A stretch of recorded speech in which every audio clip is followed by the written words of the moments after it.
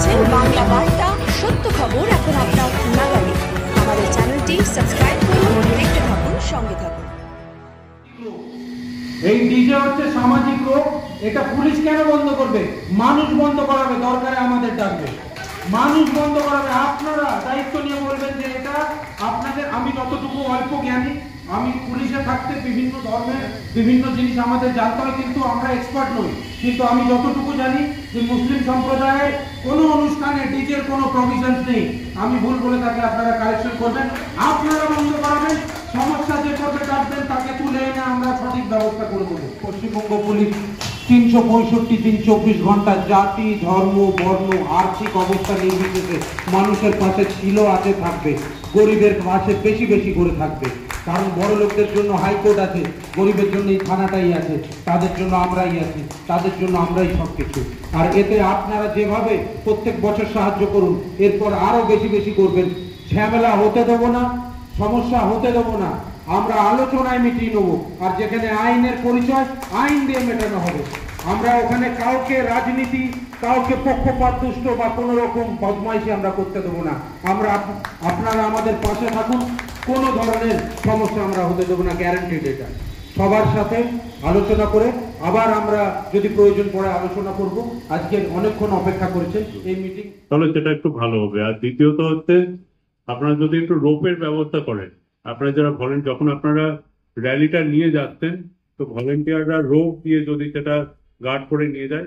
আপনি তো পুরো রাস্তা জুড়ে যেতে পারবেন না, আমি পুরো রাস্তা ব্লক করতে পারবো না।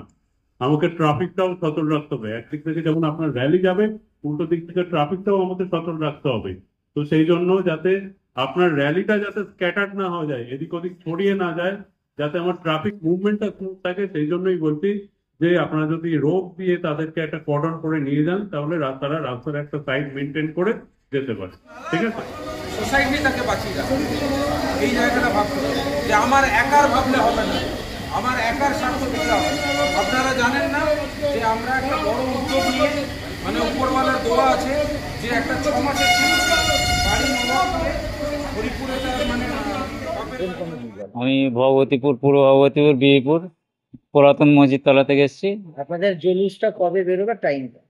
জলুস বেরোবে নবী দিবসের দিন, 5 তারিখে শুক্রবার, সকাল মোটামুটি ধরুন 7টা, 7:30, 8টার মধ্যে। কারণ ওই দিনে জুম্মার দিন তো।